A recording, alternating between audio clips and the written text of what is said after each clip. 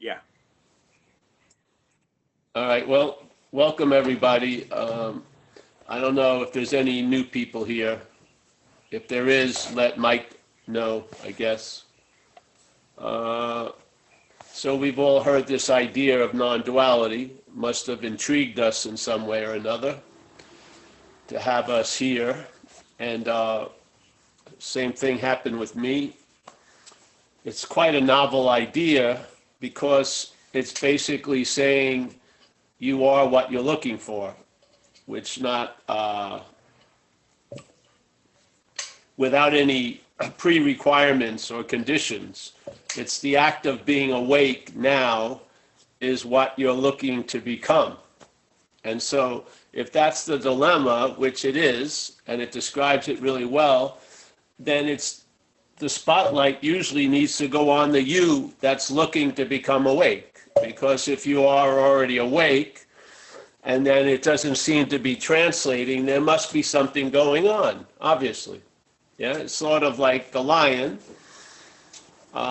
keeps hearing it's about being a lion, but it seems never to land where the lion is. So there must be something going on unbeknownst to the lion, because he's going to a lot of lion meetings, 500, 800 meetings. He's done lion retreats. He's done lion intensives. He's done how to integrate lion life into a lion life. He's done a lot of stuff, or she has, and seems like there's still something off. So there must be something going on. And the funny thing is, it's going on seemingly right where the lion is. So maybe it sort of has something to do with the lion. And so the lion, in a weird way, is believing it's a sheep, so to speak. Yeah. So that puts the lion seemingly as to the point where the sheep may one day run across the topic of becoming a lion and then reading what it would be like as a sheep to become like a lion.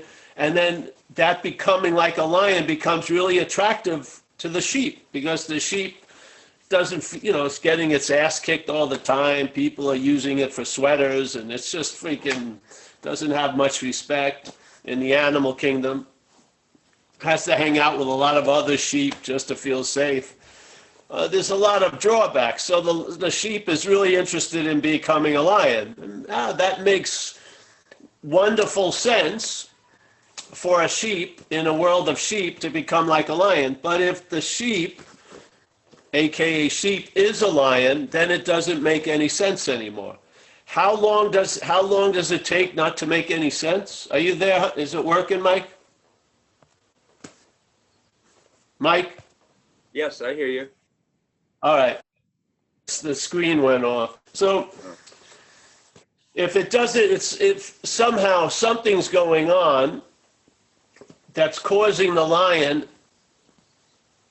to look for itself, yeah?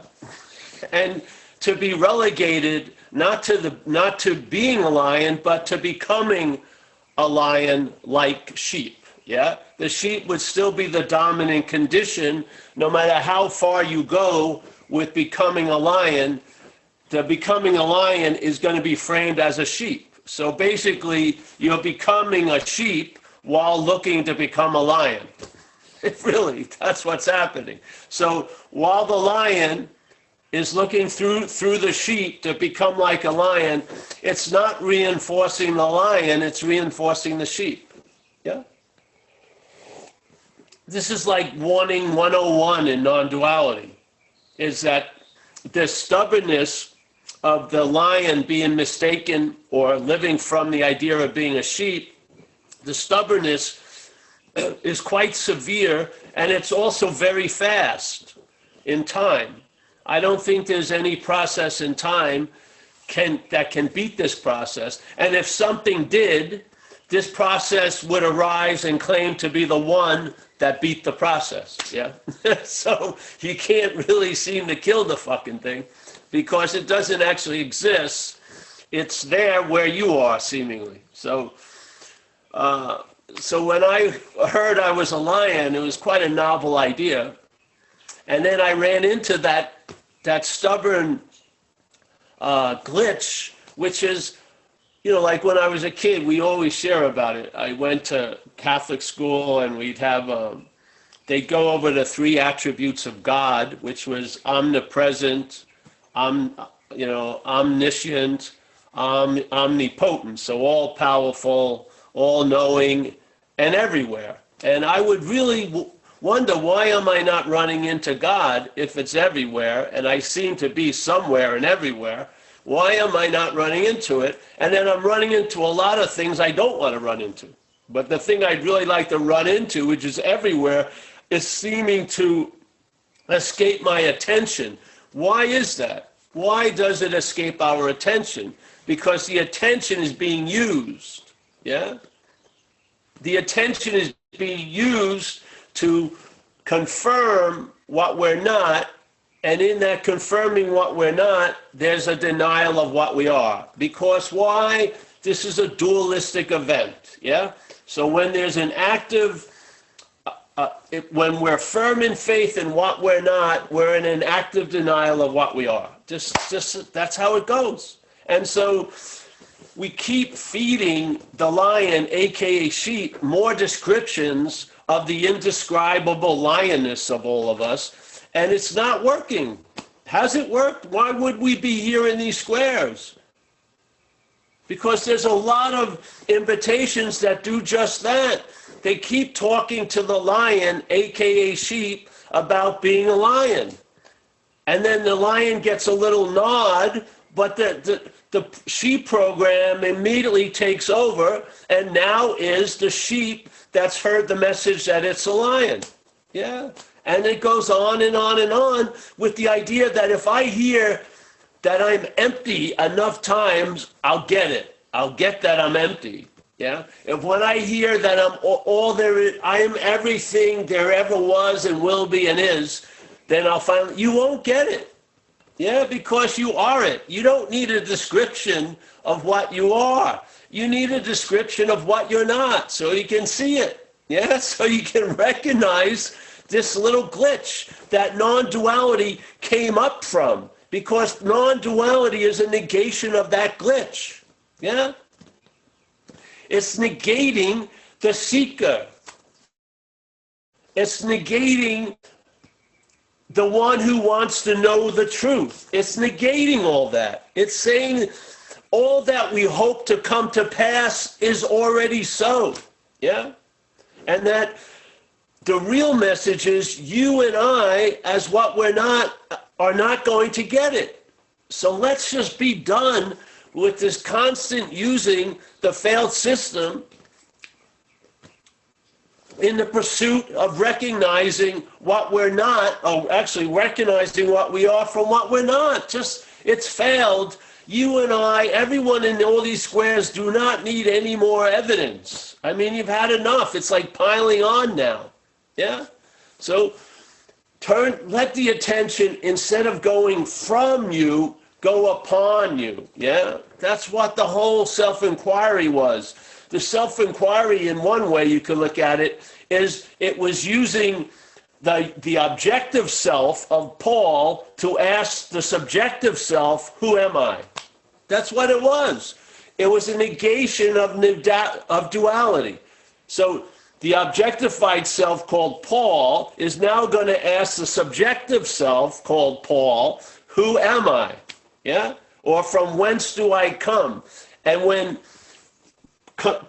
you turn the two mirrors on itself, something happens. There's a negation, and then there's a feeling, oh, you miss it because the answer was already there. So you're not in a void and then an answer shows up. When the two ideas of self negate, that's what we are. That sense of complete onness. Yeah?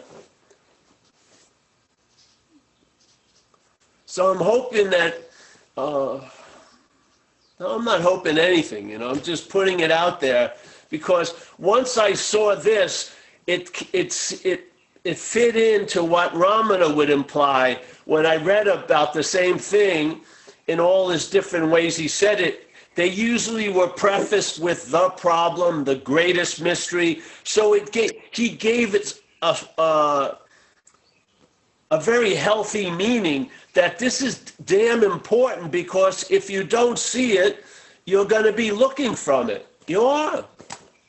If you don't see it, you're going to look from it.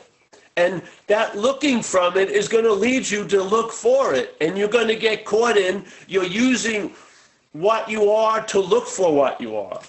Yeah?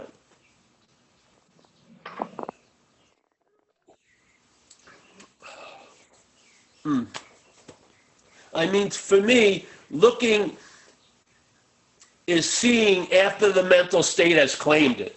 When the awareness is claimed by the mental state, it's turned into a form of looking. It's always looking, and of course the always is the quality of time. So now the seeing is not just resting in itself, it's looking and looking, and then it turns to spirituality and it does the same thing. That which you are is put to use to look for what you are as what you're not. I mean, it's like a huge thumb sticking out. We can see it. And if you see it,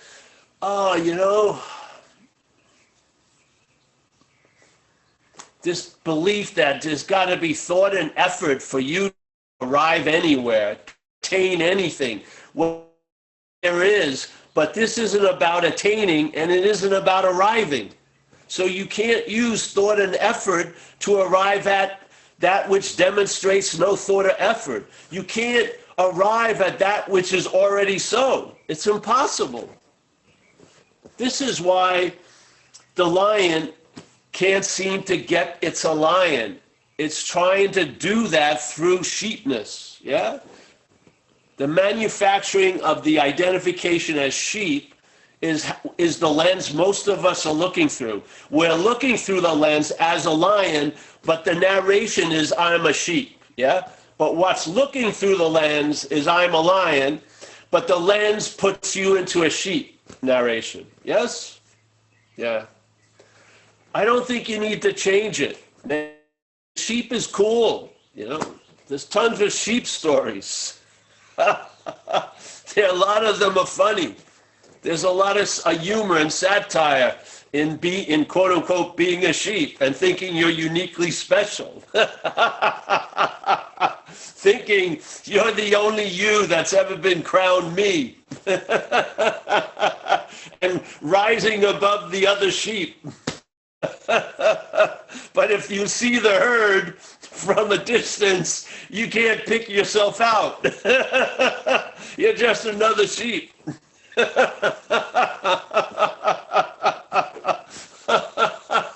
You can't even picture you in a crowd.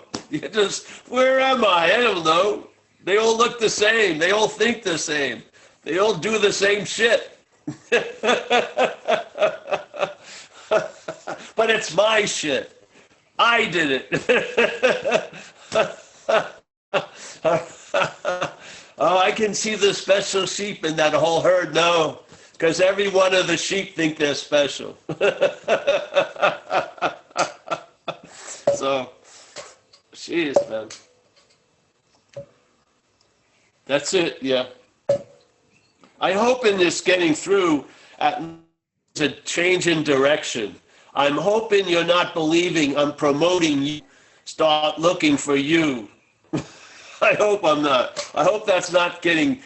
I know what happens because whoever hears it makes it what it is, but man, I've seen some incredible pretzels made out of this message.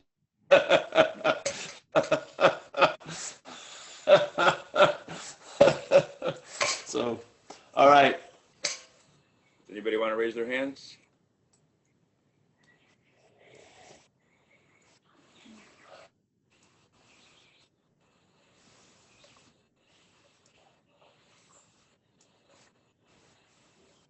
Abby. Oh, it'll be a short day today.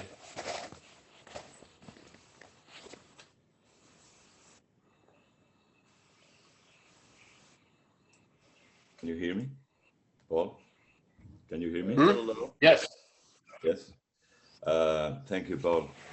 I just wanted to ask you short question.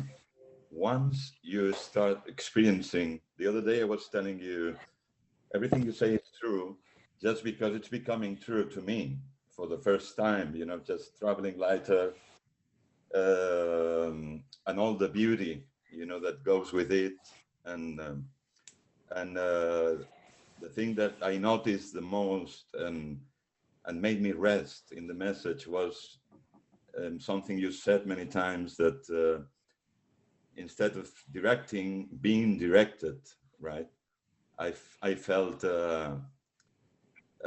you know, a resting place, you know, a field of resting. It's beautiful, right? And the light, you know, you said many times, you are the light, right? And you start sensing and feeling that light. And the question I have is that, you know, 2 days ago, just, you know, I woke up and felt, you know, like the whole thought system or the parasite or whatever it is, it's totally against this freedom. It's like, it was a striking back like hell, and with new weapons, you know. I felt like, you know, this guy is getting, you know, the Buddha is around, is getting out of the misery of so many decades. And there's something I wanted to ask you, because I feel this like an attack from outside, you know, that yeah, really, like, but it's so smart, the thought system or whatever it is, that it tried with the old weapons, now tries with, you know, it's like a dictator that doesn't want to be overthrown and strikes back with new weapons, and then I realized that then you become identified because of the fear.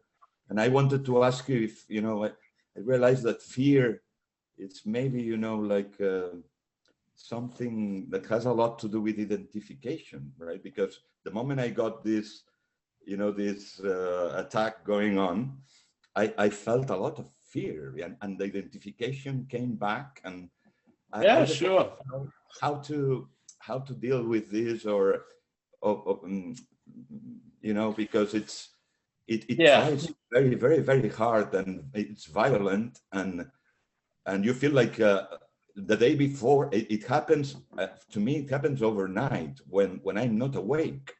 It uses the night, you know, because I'm not there, or I don't know why, but you know, it happened during the night, many dreams and nightmares, and then in the morning I was totally identified with the person. Where are you now? Pardon me? Where are you now? No, now I had a very difficult day, you know, just trying now. Right now. Yeah. No, now I'm just digesting the you know, the shift, you know, both ways, you know, and I don't know if it has to do with. Yeah, don't worry about the other stuff. Yeah, no? Don't worry about the other stuff. But it's right now. Scary. It's pretty scary, because now I felt today, and yesterday's happened yesterday, and I feel when this identification comes back, it's more scary than ever before. I mean, you see the identification. Well, of course, but see that it can do that every time it comes back. It has a narration. It's scary. It's more scary than any time before. You don't see it? It feels like you're back to jail, you know, in a. Of course it feels. It tells you. See, it produces a sense of feeling and all like this, and then it implies you're the one who has it all. Yeah? I know. Yeah. So, and look at what happened. You're not in it now. Yeah. Yeah, you're not in it now. Well, I don't know. Well, you're not in it now. If you seem to be in it, you would know, because you just described it very well. being fucked and feeling tons of fear and stuff like that. Yeah. So I would imagine you're not in it now. Yeah, I guess, I was with it, all day, just feeling the body and the heart beating, and it's pretty scary, but Well, sometimes just do something to distract yourself or be available or helpful to others. Yeah. Because this thing, it just wants to make everything so damn serious every step of the way. So it's just sort of like a very powerful kid with a very, very powerful magnifying glass. You want to just distract the kid so that he looks another way with the magnifying glass, yeah? Can you repeat that again? What I'm saying is you want to distract the head while it's, it's using attention and interest like light, and it's moving it through a magnifying lens, and it's sort of burning you up like a bug, so to speak, or that's the story. Yeah? You just want to distract it. Do something else. Yeah. But take a walk. I'd recommend jumping in cold water. You'll forget everything in a second. But this you will.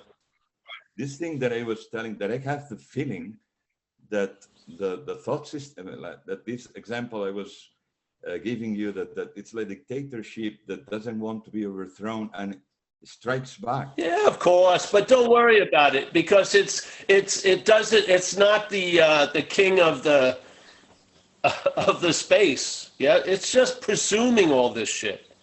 Yeah, you're unmovable, my friend. You are. What you are has never bent a knee to anything else. Yeah.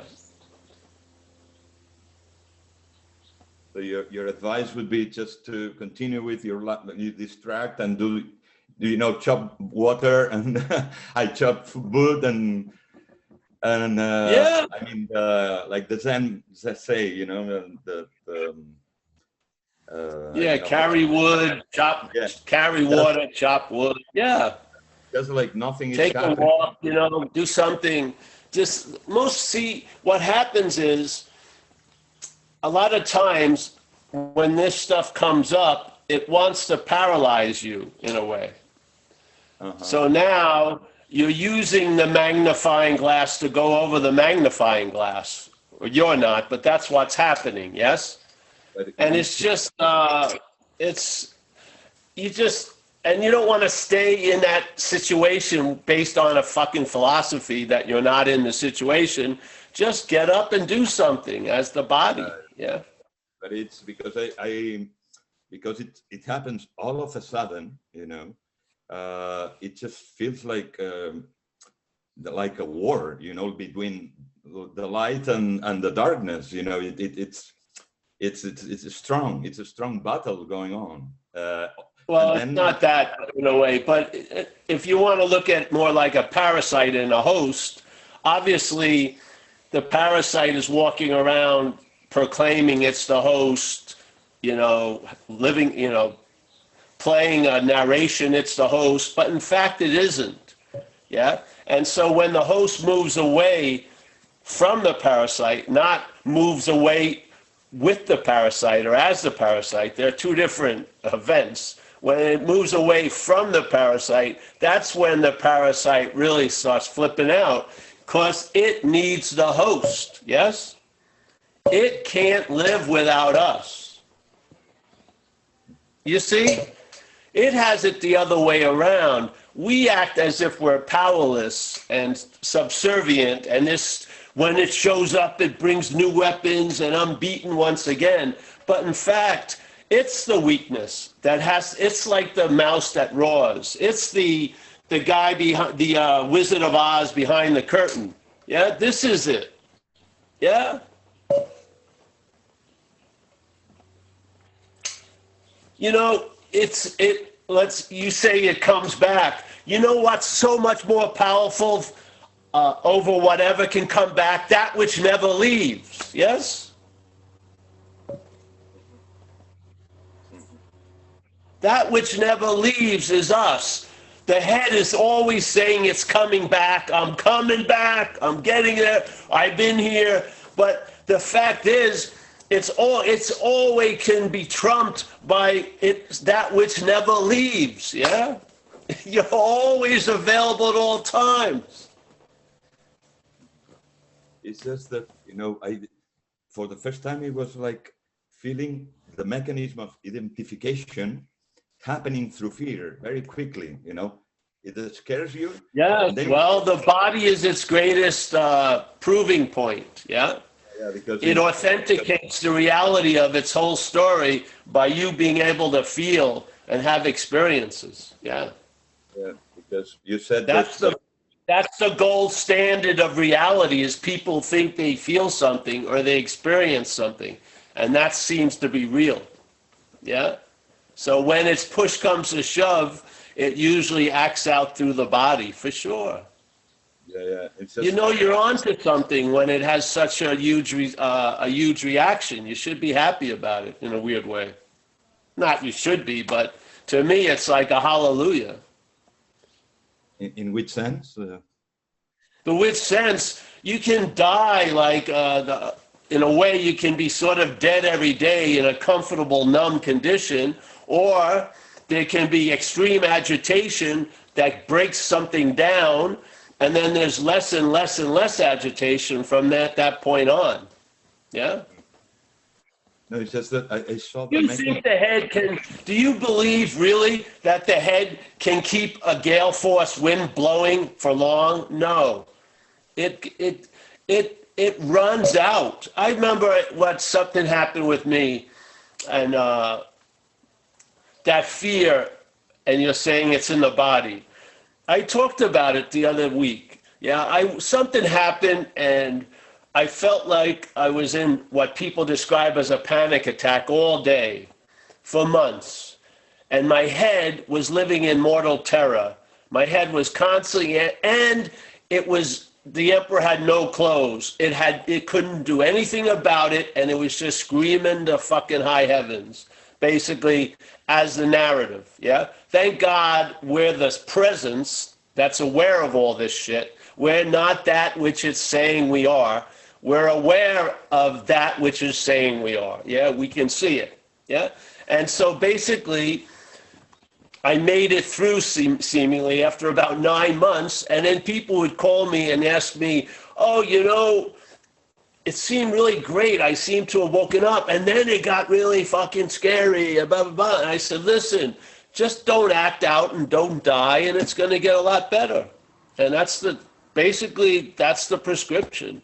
Don't act out. Like for me, the acting out would have been getting loaded on drugs or something, and I didn't die. So, yeah, there you go. And then that hellacious, you know, hurricane force of the mental counterattack died, yeah? And there was that sense of being reborn to another level, yeah? Like not even knowing there was a plateau above the mountain I was trying to reach. And that plateau had such a greater view than the peak of the highest mountain. It was just fucking clear, yeah? So, you know, you woke up the big dog, bro. Yeah. Yeah. No, No, I just wanted to tell you that you just mentioned about the lion and the sheep, about the thought, the identification, that it's the quickest you have ever seen, you know, the identification. And that's what I think it scared me to death, just to see the fastness. Well, it's fast, but that's in time. See, we're not of time, so we can see it. We can. Yeah? It's scary. It feels scary. But again, you can say to who, yeah? To whom, yeah. Yeah. To who is it scary? No, it's just that, you know, when this force attacks, it's totally unexpected. And it's very smart. Does it at night or whatever. And that's, I mean, it gets you. But I'm just going to tell you something. There's a wonderful lesson in the Course in Miracles. It says, the attack thoughts attack my invulnerability. Or let's say if thoughts claimed as the thinker, my attack thoughts are attacking my invulnerability. Do you see the message in that?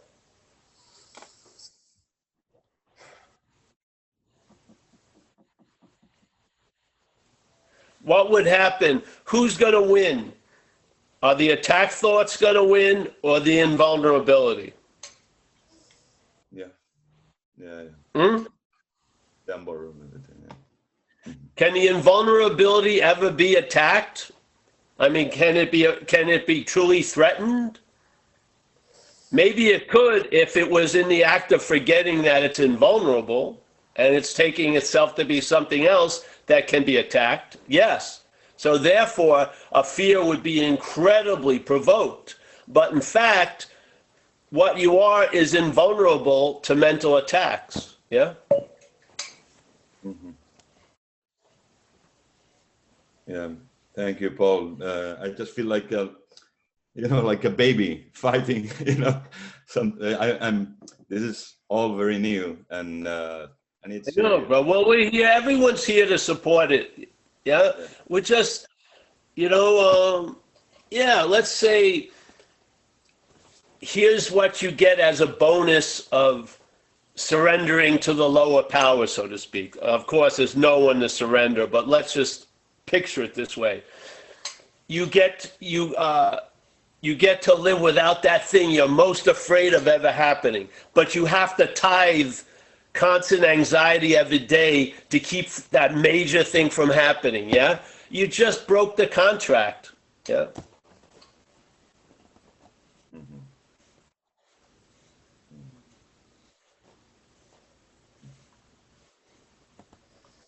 You want to go back into that shell again? Huh? Not at all. Not at all. No. So this may be part of the admission. Yeah, this is maybe how you're dreaming yourself out of the dreaming. You've got to see what you would have loved to constantly keep avoiding. But at what cost, bro? At what cost? Yeah.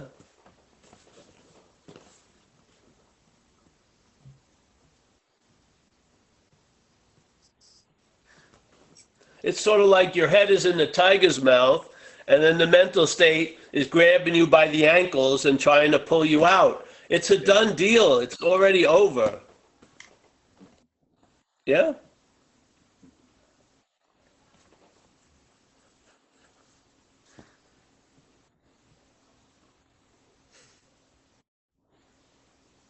Thank you, Paul. Thank you for your help. You can always call me anyway. Yeah. But, again, the funny thing is,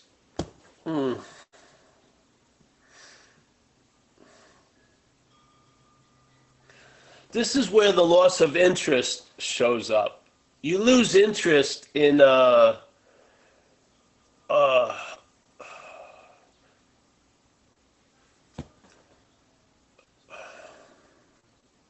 you even lose interest in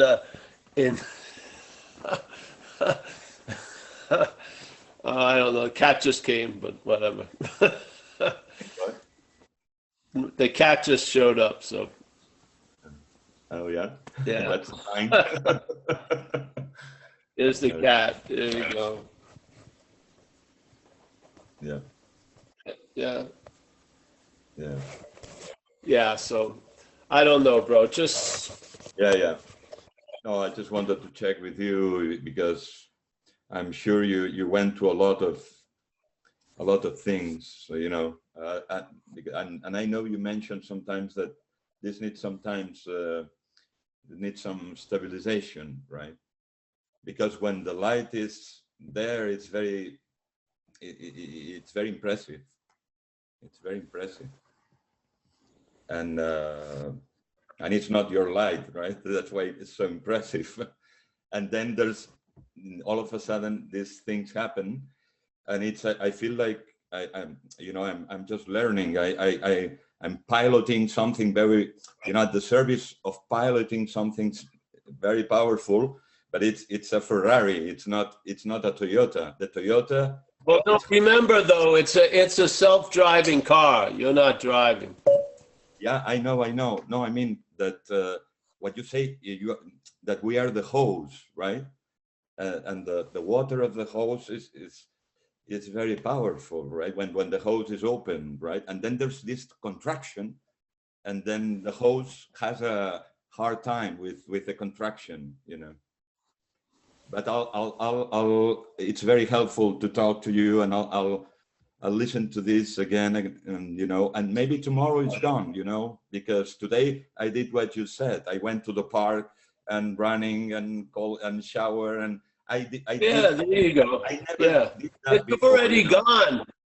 Hey, it's already gone because it was Okay. never here. It has to be remembered. Yeah. Yeah. You lose part of the losing of interest is you lose interest in remembering all this shit. You do. Yeah. You do. I mean, this moment now isn't predicated on what I was doing or feeling or wherever I was an hour ago. It really isn't. Yeah, I know. No, it's just that for you know, for me, like I said, you know, being a baby, like in this thing, is like there's such a contrast between freedom and bondage, right? I mean, it's like unbelievable. I didn't know that, Paul. Hey, bro, if you're a baby, just cry out for your mom. Yeah.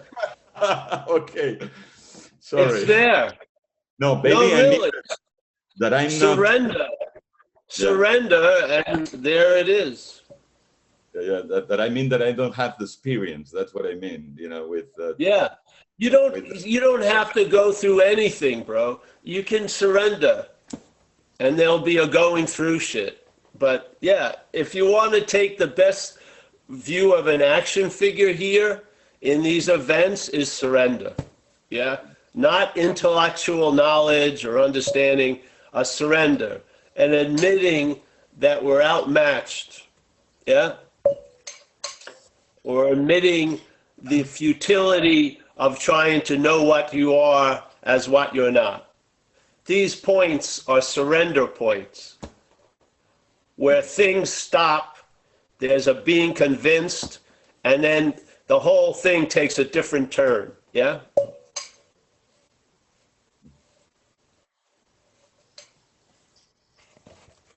Thank I you don't so know much. if I lost them. Yeah. Thank you, Paul, for your help. Thank you. Oh, you're welcome, bro. You're a lifetime member, so don't worry. Thank you. Of Zen Bitch Slap. Thank you. Thank you. Thanks, Javi. Hi, Glinda.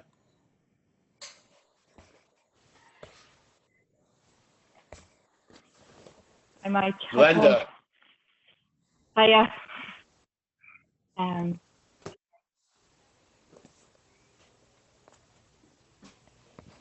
I go back to you now. Yeah, I Paul, see. I just listening to Javi there. I guess was sort of experiencing something similar. I feel like I was cruising along really, really nicely, and that attention was going on a real nice feeling inside, and got some pain in the body, and then the head just has been going off like really intensely, and this sense of self is really heavy. But what you were saying at the beginning in your talk there really is hit home to that piece again. But I had a question about it. So you were saying the Ramana thing about the objectified self asking the subject self, who am I?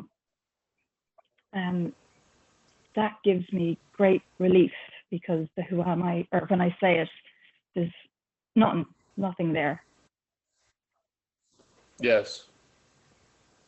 And is that what you are? Is that what you're pointing to? Like, is that what you're like? There's a real nice nothing. And I can feel that sometimes, even when I'm talking now, there's a thing, there's a nothing there. Just, I don't know how to describe that. It's kind of weird. But part of me feels like, am I doing a technique? Or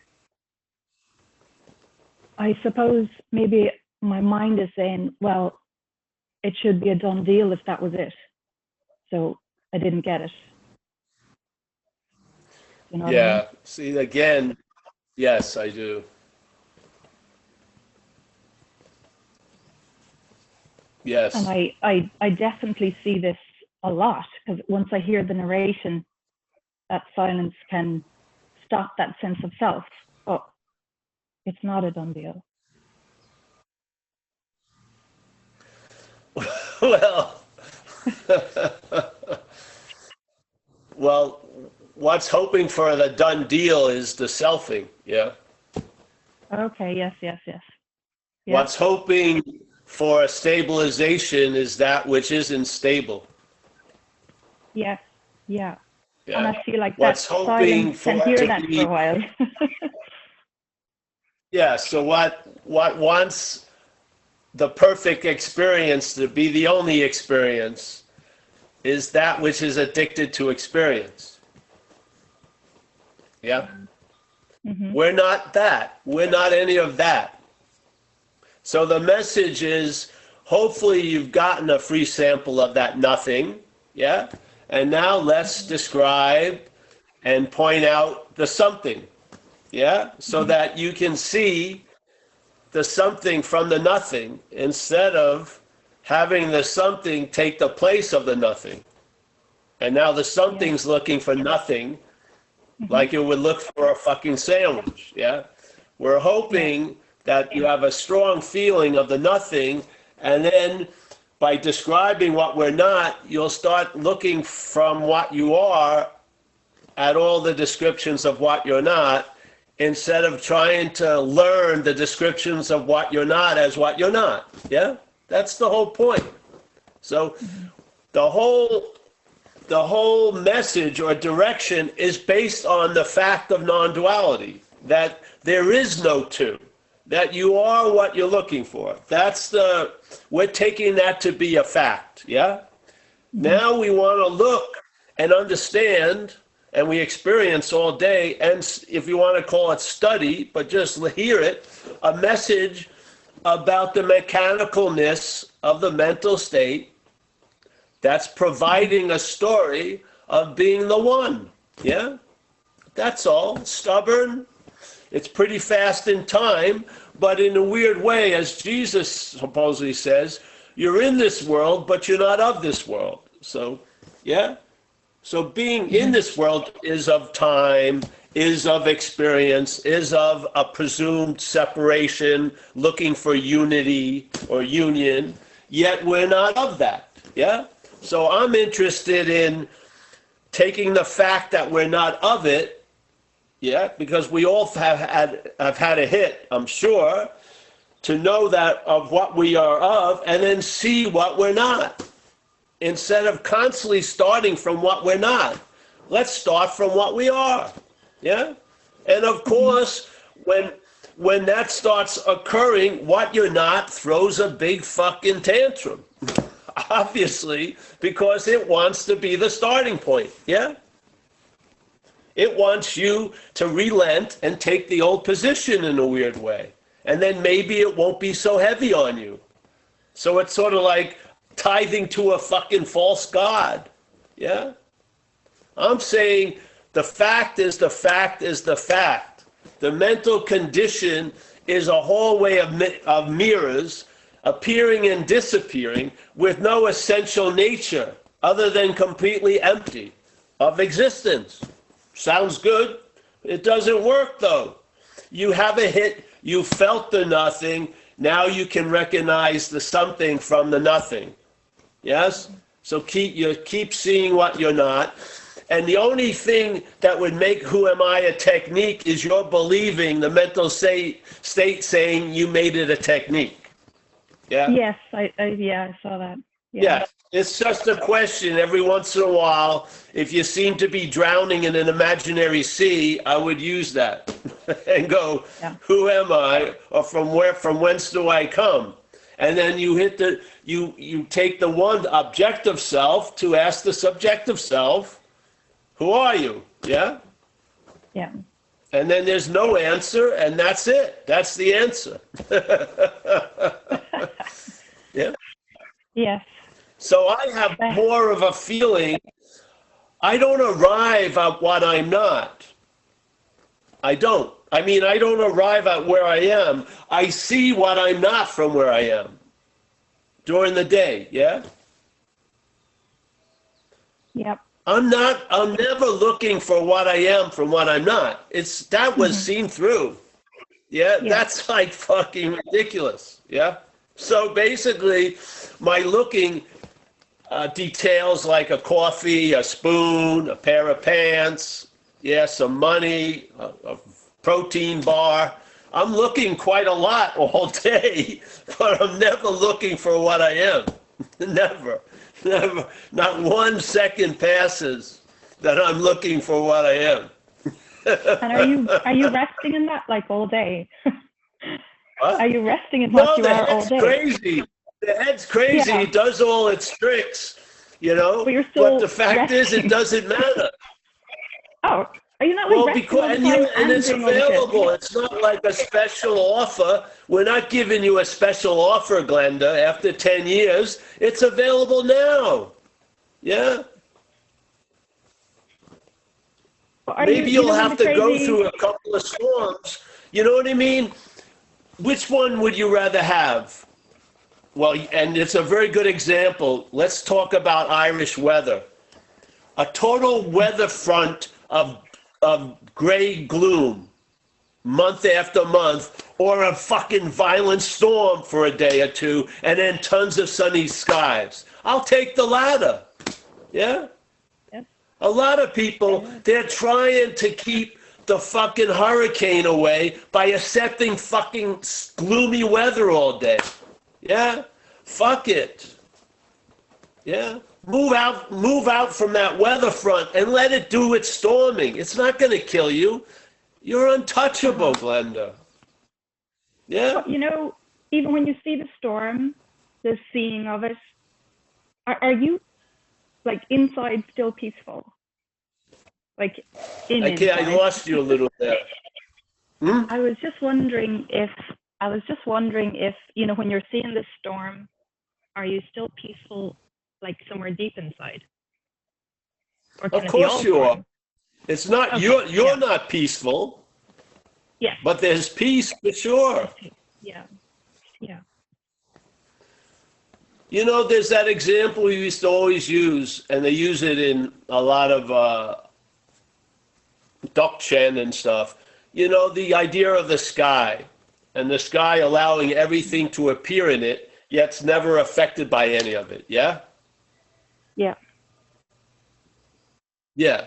So what would happen if the sky suddenly took itself to be one of the clouds? Then it would have an experience of fear that it was going to disappear sometime today. Yeah? Obviously. You know what I mean? I was once much bigger, but I'm starting to get smaller and smaller. So it would experience such dread and fear as the cloud that it would never even imagine as the sky. Yeah? Yeah. Is the sky, even though the sky's taking itself to be the cloud, is the sky the cloud? Has it actually separated itself from skyness? Has it? Or in fact, is the cloud coming and going, yet the sky will always be there? Yeah. Yeah? This is like the snake in the skin. The mental state is always yelping from the skin side. We are of the snake, yeah?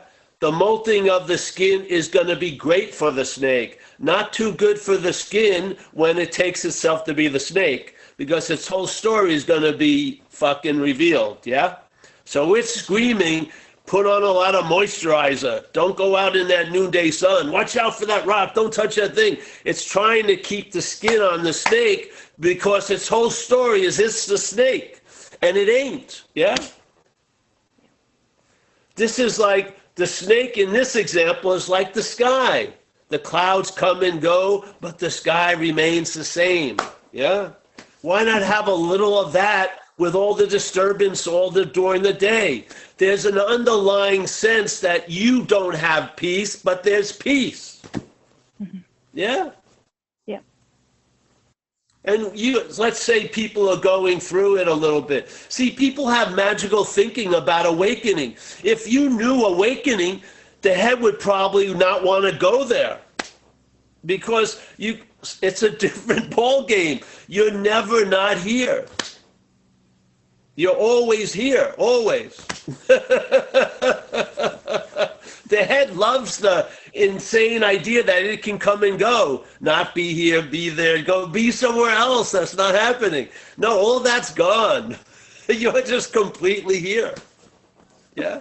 And then people, they think, oh, everything's just going to be great. It doesn't change everything. Yeah. It's just you're awake to the fact of being awake. So what? The dreaming continues. Yeah. Of course, you'll travel lighter through it, but it doesn't mean you're going to grow a new leg if you lost a leg or, you know what I mean? You're going to have super high IQ when you were pretty dumb before. It's about a lot of shit isn't going to change. That's not its point. Yeah. Why would you want to invest so much in change in a thing that's always changing? Why not rest in the real value? Yeah. Yeah. Yeah. Mm-hmm. Yeah. So, yeah. Yeah. Thank you We just, very much. yeah. Just stick with us, Glenda, or don't. It doesn't matter, really. But I'd miss you. So. Oh, as long as you do these, I'll go. I'll miss you. I'll miss you, Glenda. I'll miss Norman. I'll miss John and Michael. Yeah. So there.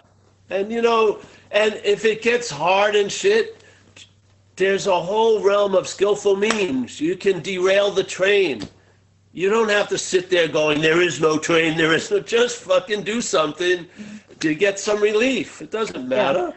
Well, even now, like I feel so much lighter. And what you were saying to Javi about, how do you feel now? But I could see the mental state in him was going, well, there was something earlier now, and I've got to mull over that and bring that back because it's going to come back later, and it's not personal.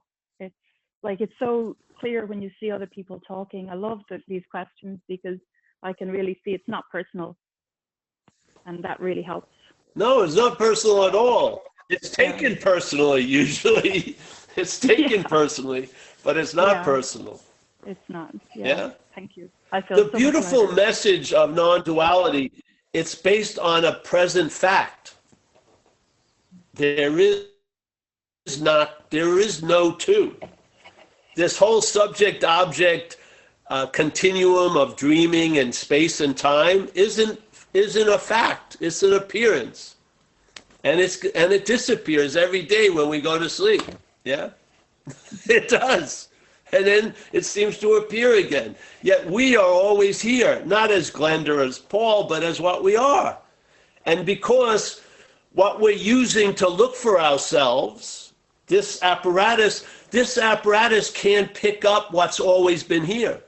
And it can only tell things when they come and go. Yeah? It knows things by remembering. Yeah? It's a very failed mechanism. Yeah, we're looking through it, and the whole point of looking through it is really you get a big picture of you. Like the looking just goes back to self and feeds the idea of self. This isn't seeing. Yeah. Mm-hmm. This is looking. Yeah, it's called that. They used to call it the loop of self-importance. So you're looking through the self-telescope and all you see is you. Everything that you see outside just emphasizes the seer. I mean, that's an incredible fucking malfunctioning telescope. You know, I'm going to know God. I'm going to know God. All it does is emphasize the knower of God. You. That's the beauty of non-duality. You are getting negated, not denied. That's mental shit. Mental denial is not negation. Negation is seeing something from a fact and recognizing it ain't a fact, yeah? So you're seeing duality from a fact, and you can see that it's not a fact, yeah? When you're looking and using a dualistic view, you're taking that to be the fact, yes? You're relying on the fact of duality. You're relying on the subject-objectness of Glenda, and it's unreliable. Can I ask you just about that duality? I'm not sure if I'm picking you up right. You know, say you're looking at an object and you're the inferred subject. Is that what you're negating? The inferral, like, is a thought? Or What the negation is that there's any object that's a subject, first of all, yeah? Mm-hmm. And are there any objects? So basically all there is subjectivity would be the conclusion that you don't arrive at that's actually before it, yeah? So as Huang Po, the great Zen master, says, whatever can be perceived, obviously, Glenda, Paul, yeah, cannot be that which is perceiving. Yes?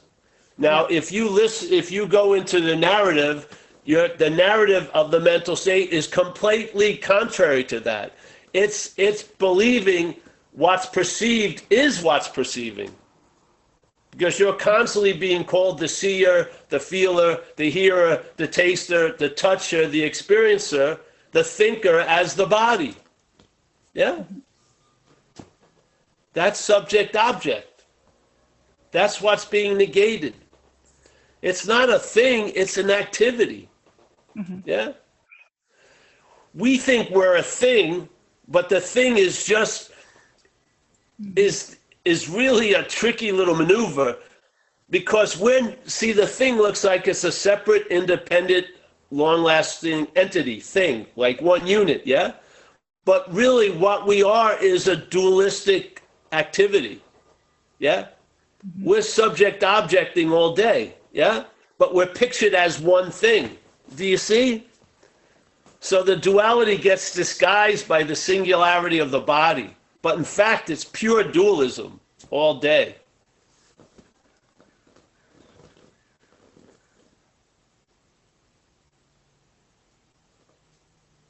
It's sort of like this. Here you are as a seeming body, right? And you had two different colors of liquid, and it was shaking all day. You wouldn't be able to tell. You would think it was Paul, yeah? You would only see Paul because we're trained to see things. You'd only see Paul, but really what's going on is subject-objectness all day, yeah? Sometimes you're the thought about as an object. Sometimes you're the thinker of all the thoughts about you as an object, yes? It's subject-object all day. Yeah, it's like going from here to, it's going like this all day. Subject, object, yes? On and on. People, you meet people, they see you as an object. You think of yourself as an object. You project your thoughts into them. And now they're thinking your thoughts about you. Yeah, it's just going on and on and on all day. Yet you go home and I'm going to bed. I'm doing this as a singular fucking entity, independent of everything else. It's insane. It's 1 second of investigation, the whole thing collapses. See? But when you investigate the system as the system, it furthers the system. Yeah? It rationalizes and fucking makes up stories about how it is. Mm-hmm. Oh, it's unbelievable. Yes. That's what I'm talking about, duality. Why do you think there's yes and no, close and far, this or that, right? Mm-hmm. Hot and cold. It's all based on the dreaming. It starts from the subject-objectness here, and then it's given meaning to everything else we run into. Yeah? Yeah.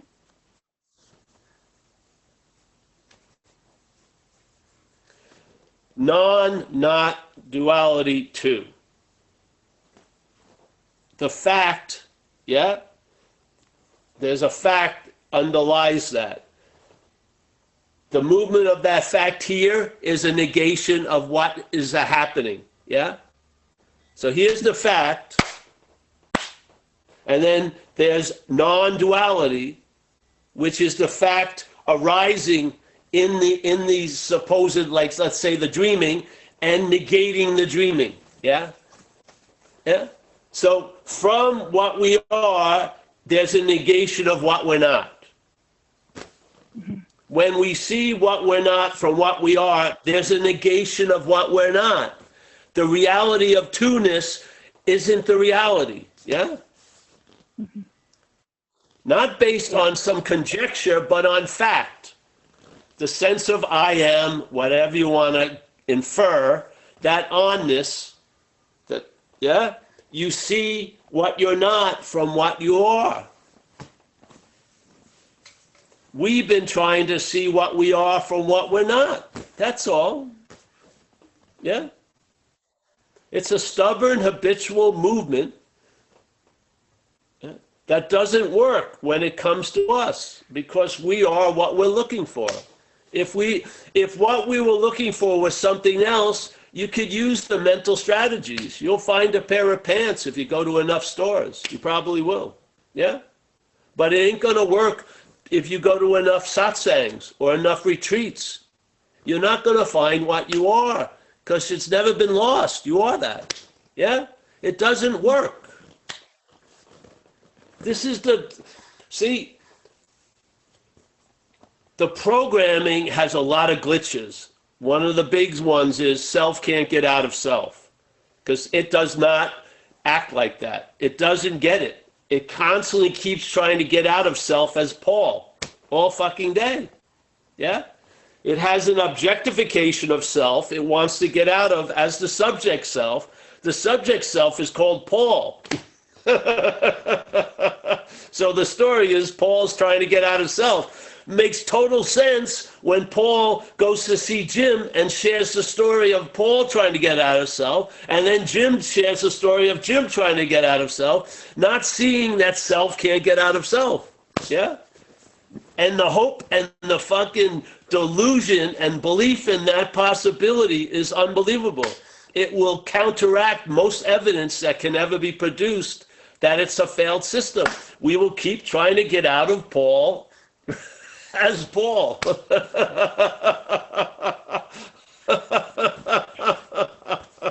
Maybe it'll be, I'm going to get into Amelia, but it's really trying to get out of Paul. You know, it goes on and on and on. Yeah, you're not going to change that program. You can just see you're not betrothed to it. Yeah, you're not beholden to it. It's not you. Yeah.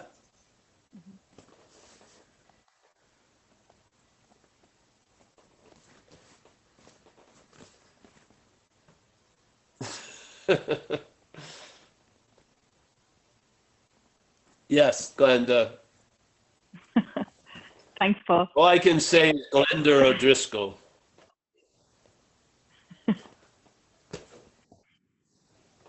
Yeah. We're going to move on to another happy customer, hopefully. Thanks, Paul. Thanks, Glenda. Brandon. Cheers. Yeah, Paul, I'm definitely a happy customer. I just wanted to say thank you. I think I spoke with you, I don't know, earlier in the summer, and kind of guided me or kind of showed me that I was identifying as the policeman. I think you've used that analogy. And since then, I just was just going to share with you a little bit. just noticing that not only am I not the policeman, there is no policeman, there's just policing happening. And that losing interest in that was very easy, actually. And then just the whole idea of losing interest really resonates with me, because it seems like, I don't know, it's just right on, man. I just really appreciate you. I'm always surprised how people are so surprised that I'm maybe telling the truth. Well, it's not. I know why I don't have a very truthful face, I don't think, because I used to always get arrested. So I think I looked like, I had this experience when I was young, as a little side joke. I was about 11 or 12 years old, and I started thinking if I looked better, I'd be doing better. So I went into a clothes store, and I went in and I got a pair of pants. I took it into the dressing room, and I put them on, and I put my pants over them. And then I started walking out of the store. And before I hit the door, they stopped me. Yeah. And I got stopped. I was like 12 years old, whatever. And they brought me up to the office, and they were going to call the cops, or they were calling my mom and stuff. And the guy started reading the report. This is what really got my attention. They said, suspect, whatever, entered the store at 3 o'clock. So they had a camera that watched me come in, and they said surveillance started at 3:01. So they started watching me right away. It made a profound impact on me. I heard that. I go, wait a minute. They were watching me before I even thought about taking those pants.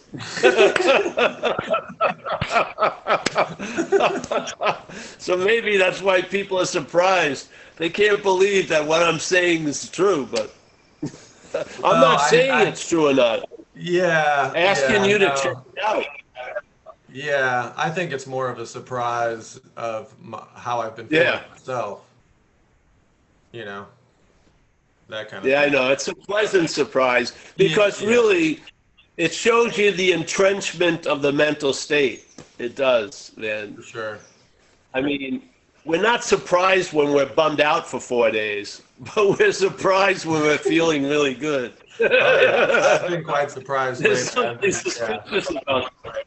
Yeah, it's almost a little A lifelong depression, oh yeah, I deserve it. But feeling nice for 10 minutes, oh no, that can't be. Yeah, it's interesting too, because sometimes the policeman comes back, but it's like in different clothes, and it's just like so obvious that it's the same thing. Yeah. And it's just comedic at this point. So anyway, that's I appreciate it. Listen, that's an awesome event, really. Once you see the when you see the policeman and the thief are from the same family. Oh yeah, for sure. No, it's like that's an important move. It's like all she wrote. It kind of feels like that. It's just like, okay. One other thing I did want to share with you.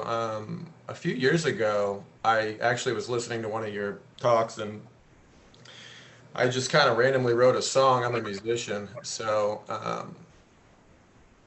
it's been online for a while, but I'd just like to share it with you somehow. So I don't know if I should just email it to you or. Yeah, send it to us. Send it to me, and I'll send it to Mike, and we'll put it up.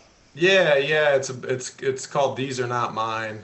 You were talking about how mine is, a heavy word. Yeah. And so it's anyway. Yeah. Let us hear it, and we can put it up on the website. Yeah, and oddly enough, you've got a couple other songs on your website or on your YouTube that from somebody. We're gonna start our own little record company. Yeah, just send them to us. Well, the guy Yeah, you we'll have- got up there, I went to high school with, and it's kind of wild because we didn't even know that each other listened to you. It's kind of crazy. So, anyway, yeah, appreciate it, Paul. Thank you. Yes, I couldn't see you, but yeah, this thing isn't working that great today. But yes, thank you, and send me the song. Yeah, cool. We got another song from Jack also. I haven't been able to get to hearing it. I'll have to take some time today. All the Zen bitch slap songs. I'm waiting for the heavy metal version. With like a 12-minute drum solo.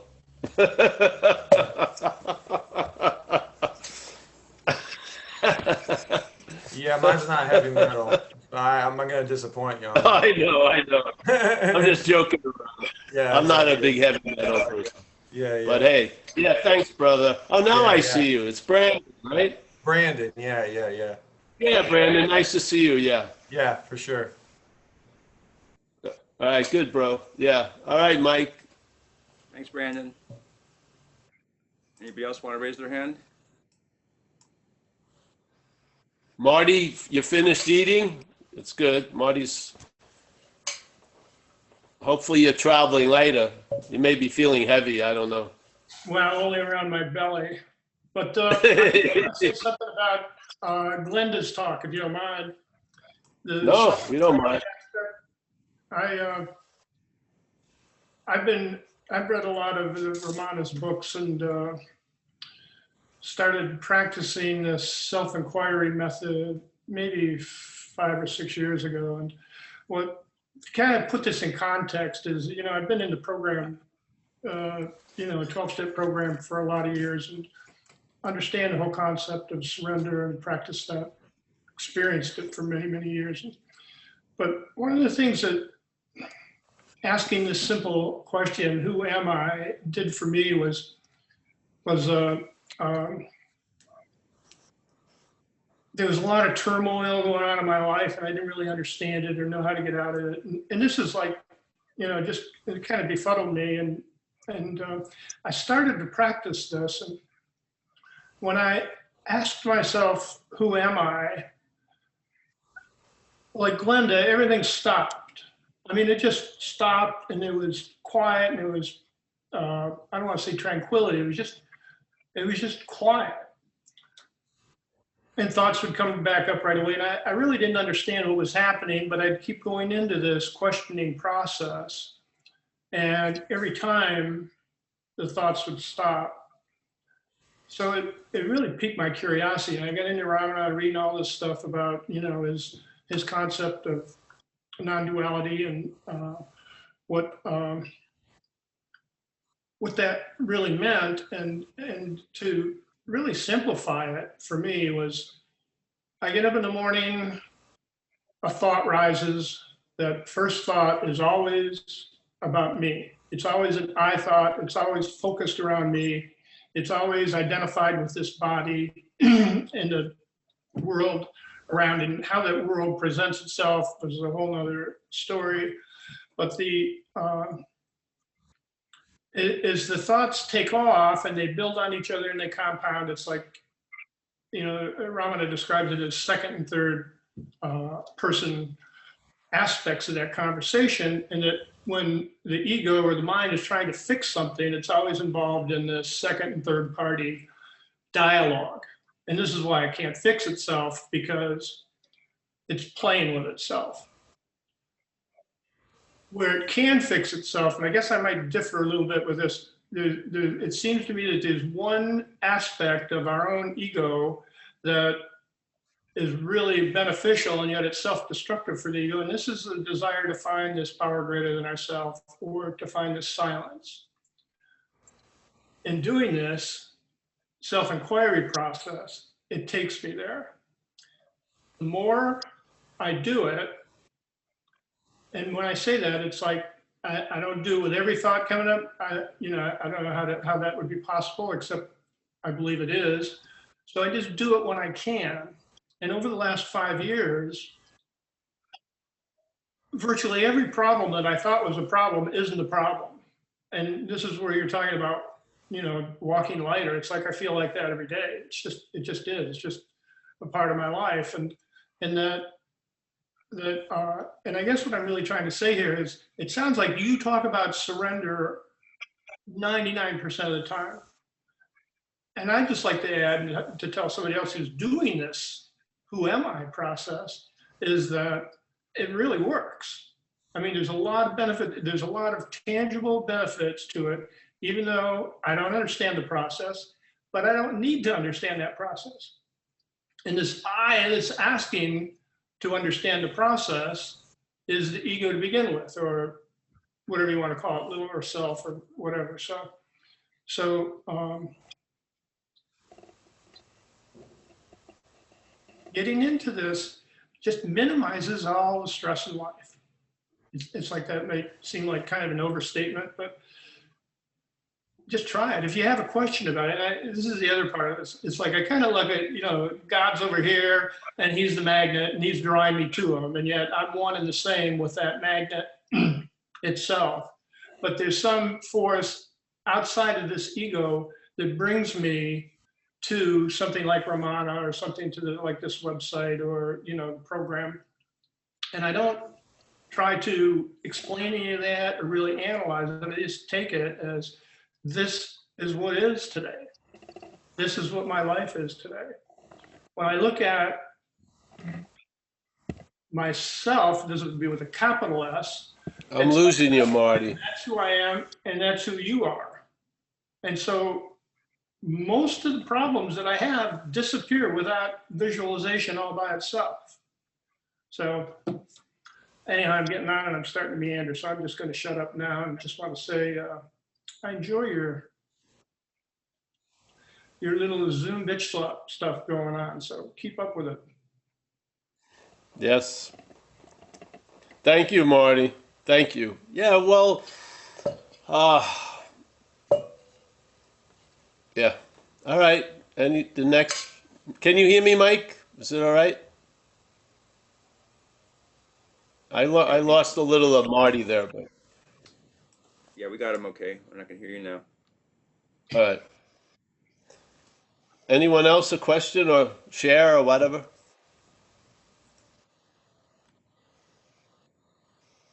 Oh, John K. John K. Yeah, I really, Oh, it's John K.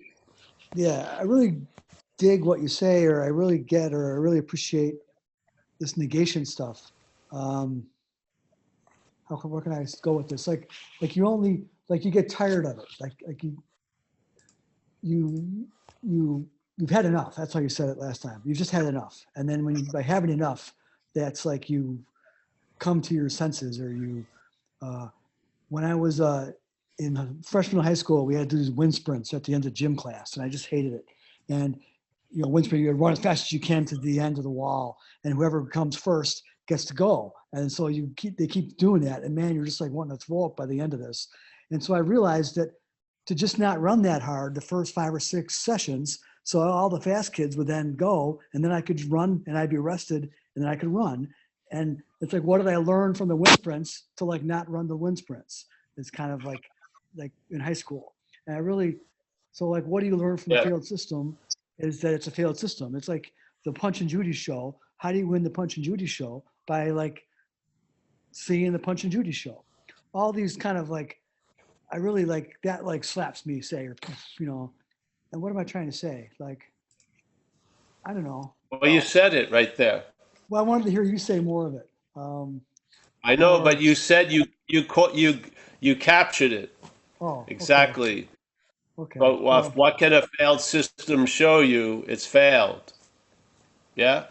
Yeah. Okay. Then I'm saying thank you. Then, and if that escapes us, it's usually because the system is talking as us, telling us it may have failed, but it's not going to tomorrow. Yeah. Okay. So the system is its own greatest advertising company. Yeah. So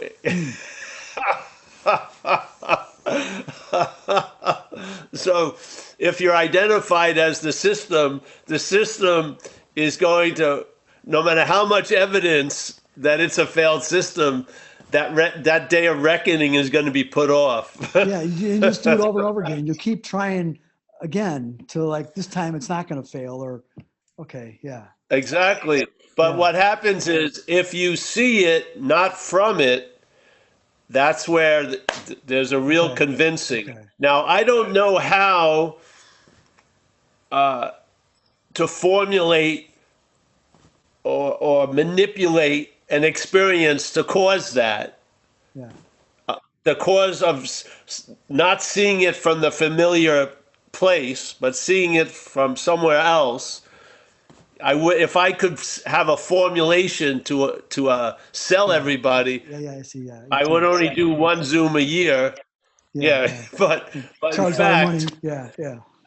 the feeling, the thing is, there's something that can occur, and it usually in my life coincided with a day of reckoning of something completely failed. Yeah, like when I got struck sober, for the life of me, I never felt the futility of what I was relying on as much as I did at that moment, that second, where something just came through, went somewhere other than the head, right? Didn't get caught in that little maelstrom, but went to the innermost, let's say.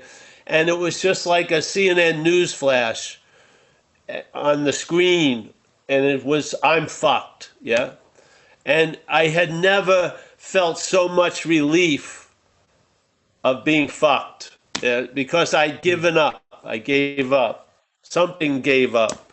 The whole house of cards just collapsed. And then life ensued to set off a train of circumstances that brought me to a meeting of recovery that night, which allowed that surrender to seek expression for 30-something years. It probably would have been forgotten in a couple of days if I hadn't been introduced to this new way of life. So coming out of that little event, a lot's been revealed from that event, yeah? A lot. The value of being convinced, yeah? And that's why the reason why we're sharing in a way is to try to lead us to finally being convinced of the futility of looking for what you are from what you're not, just fucking, so it stops, and then new tracks get laid, and maybe your little choo-choo can go in another direction that will be beneficial to you and others, not this fucking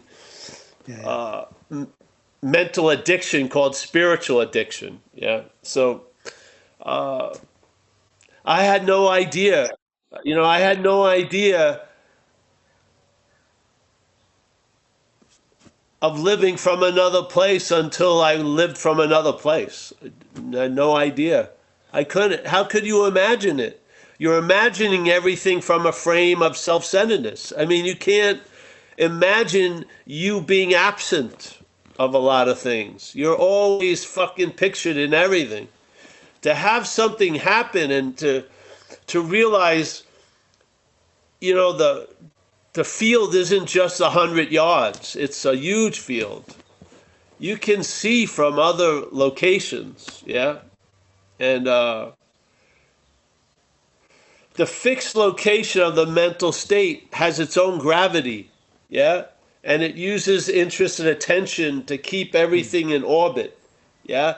Possibilities get sucked into its orbit, and now they're cast in a time sense. I will be okay, or I was once okay, and I'm working towards being okay again, yeah?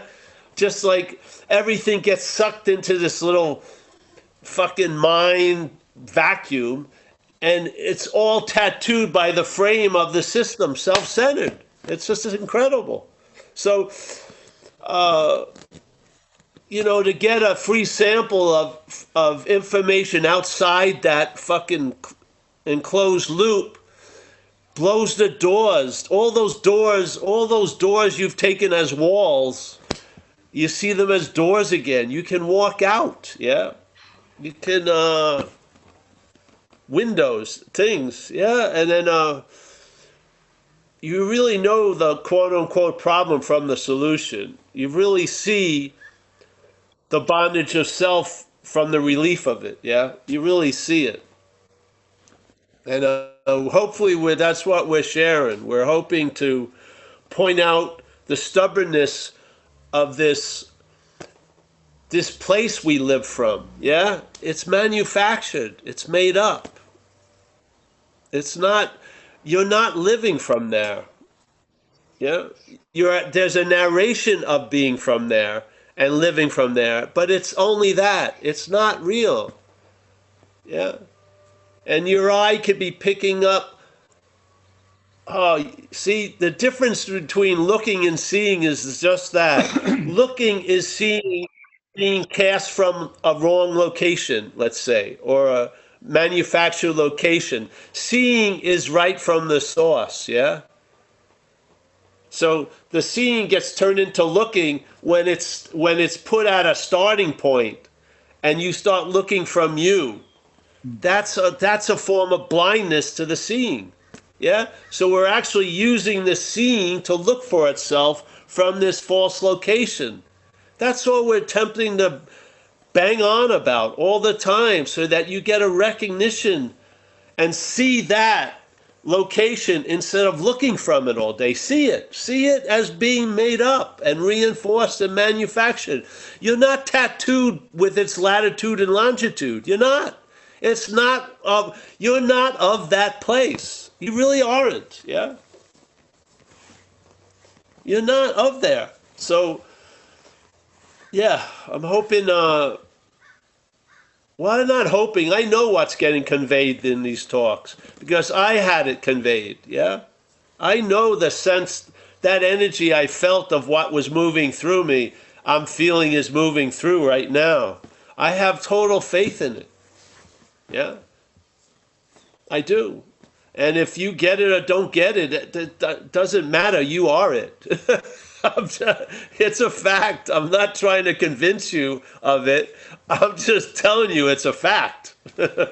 You are awake. I mean, that's your nature. I don't care what you think, yeah? Or how much you think, or when you thought, or how you're gonna think. I don't. Because I know what we're not. I know it, you know? So, yeah. Thank you. Yeah. So thanks, John. Always good to see you. I think that's it soon, eh? Oh, yeah, let's, you want to end it? That's up to you. Mike, that's a nice note. I like to end on John K. Okay. John K reminds me of a much cooler Jimmy Buffett, but much cooler. Sounds good. Much cooler, Jimmy Buffett. But Jimmy Buffett, you know what I mean? Take your shoes off, walk around the sand. There's nowhere to go. It's pretty cool. Let's kick back and lay back.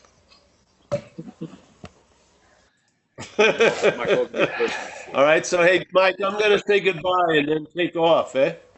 Okay. Hey, here's the shirt for the day. Self can't get out of self, motherfucker.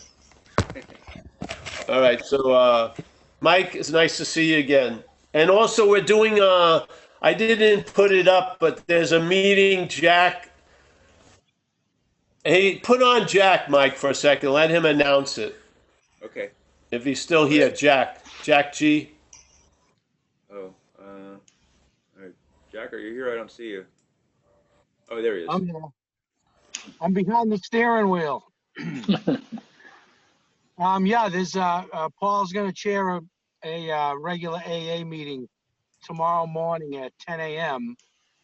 Eastern time, and if I 10 a.m. Eastern time. yeah. Wait a minute. 7 a.m. you mean at my time?